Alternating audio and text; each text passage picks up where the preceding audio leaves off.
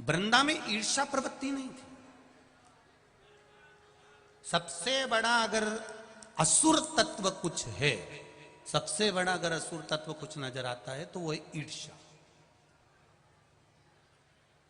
और जिसके भीतर अगर ईर्ष्या नजर आ जाए, अहंकार नजर आ जाए, थोड़ा सा काम लोभ तृष्णा नजर आ जाए, समझ लें कि यह असुर प्रवृत्ति में प्रवेश कर चुका है, इसमें असुर प्रवृत्ति समाहित हो गई। जलंधर वृंदा से विवाह करना चाहता था।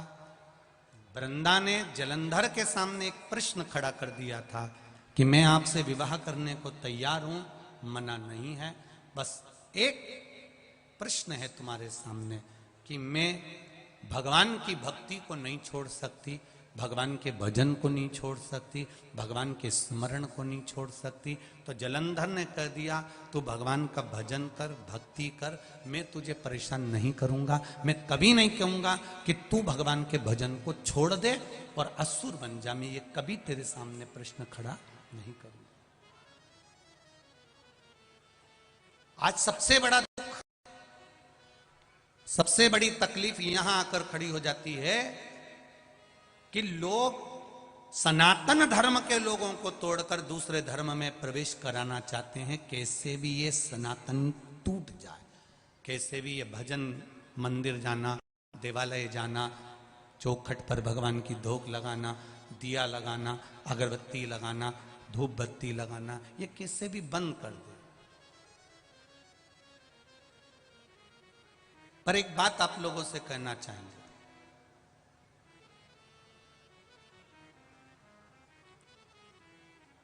जब प्रहलाद ने धधकते हुए खंबे पर चींटी चलती हुई देखी तो उसका विश्वास जागृत हो जाता है। एक बार शंकर जी के मंदिर में जाकर दिल से उससे निवेदन कर कर देखो, वो तुम्हारा हाथ पकड़कर पार करने की सामर्थ्यता रखता है। दिल से कहो,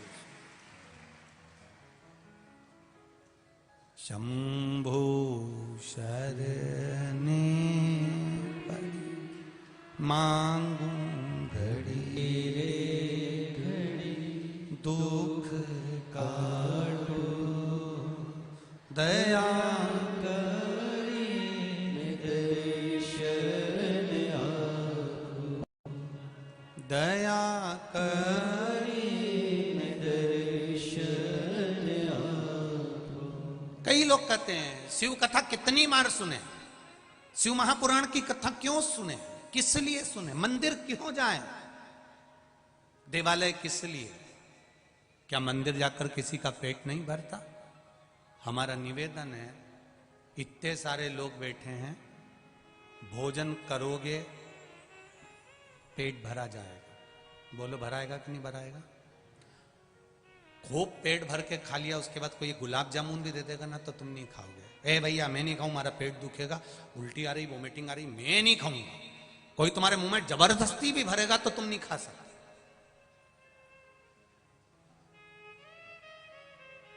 रोटी से, भोजन से तुम्हारा पेट भरा जा सकता है, पर भोजन करने के बाद कोई तुमको कुछ भी खिलाए तुम नहीं खाओगे। पर इतनी देर में तुम्हारे सामने पांदा न जाए, सौंफ, सुपारी, लौंग, इलायची, पान, ईमानदारी से बोलो पेट भरा है। एक गुलाब जामुन नहीं खा सकते, एक खोपरा पाक नहीं खा सकते।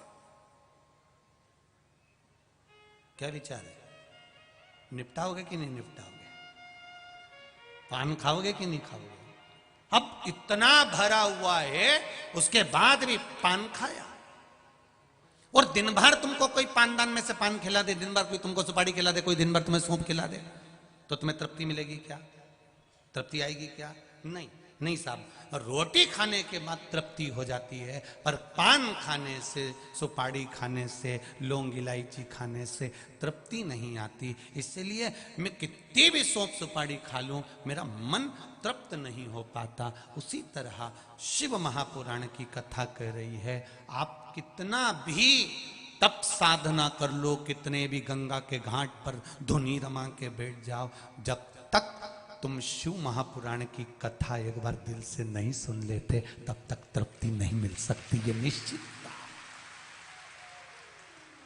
दिल से सुनो उसको, दिल से।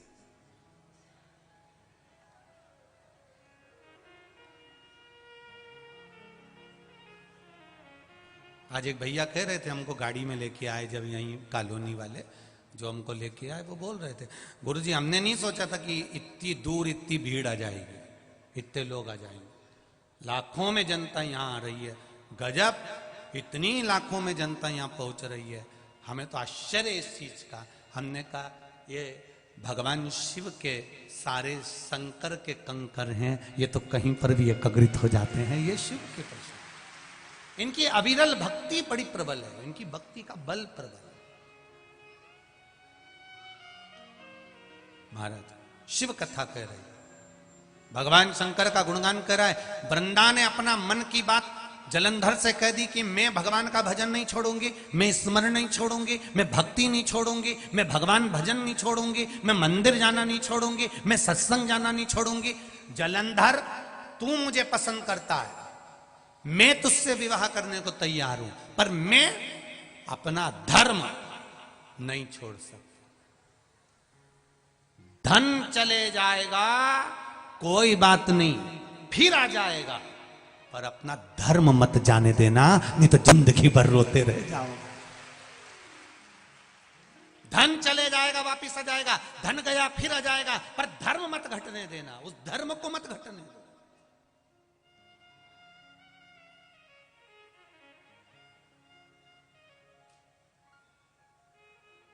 कई लोग कहेंगे क्या रखा है सनातन धर्म में, क्यों चले जाते हो, क्या करते हो मंदिर में जाके, क्या करते हो? कुछ नहीं करते, एक लोटा पानी चढ़ाते। एक लोटा पानी चढ़ाने से क्या होगा?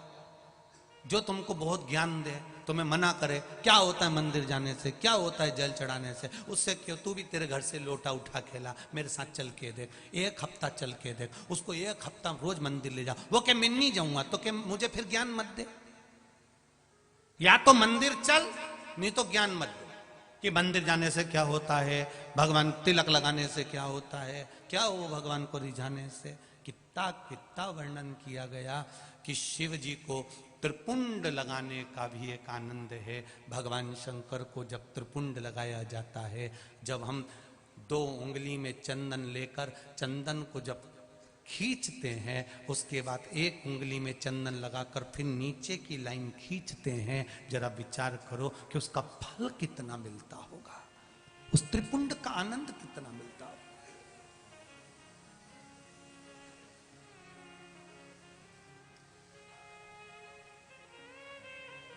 केवल 3 उंगली में चंदन लगा के यूं लपेट दिया, वो त्रिपुंड नहीं है। 2 उंगली में चंदन, बीच की 2 उंगली में चंदन लगाया, शिव जी को लगाया, फिर इस उंगली में चंदन लगा के नीचे की एक लाइन खींची, तब त्रिपुंड का एक आनंद शिव स्वीकार करते हैं, उसका फल को आनंदित होता है। पाना शिव भक्ति का मूल। भगवान शंकर के भजन में क्या है, भगवान शिव की भक्ति में क्या है? ये वृंदा कर रही है, मैं भजन नहीं छोड़ूंगी, वृंदा कर रही है, मैं मंदिर जाना नहीं छोड़ूंगी, वृंदा कर रही है, मैं सत्संग नहीं छोड़ूंगी। अगर जलंधर तुझे मुझसे शादी करना है तो कर, नहीं तो जा उधर। मैं भजन नहीं छोड़ सकती। दूसरों के कहने पर तुम भजन क्यों छोड़ देते हो? दूसरा कहेगा कि तुम खाना छोड़ दो तो खाना छोड़ दोगे क्या?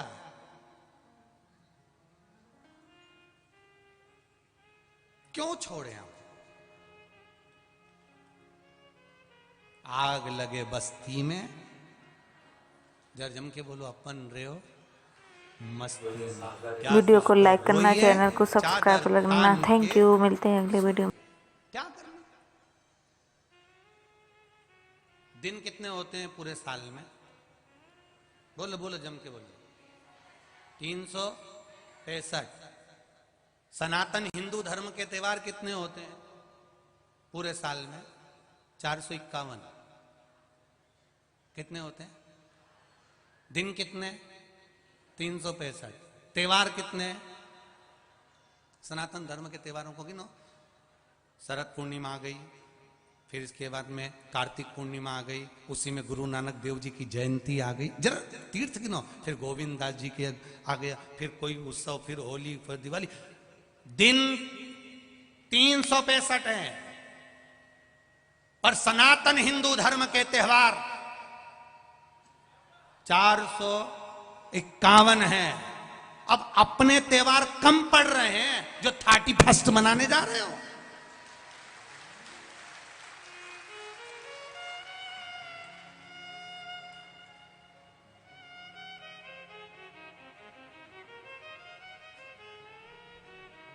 ये कम पड़ गए।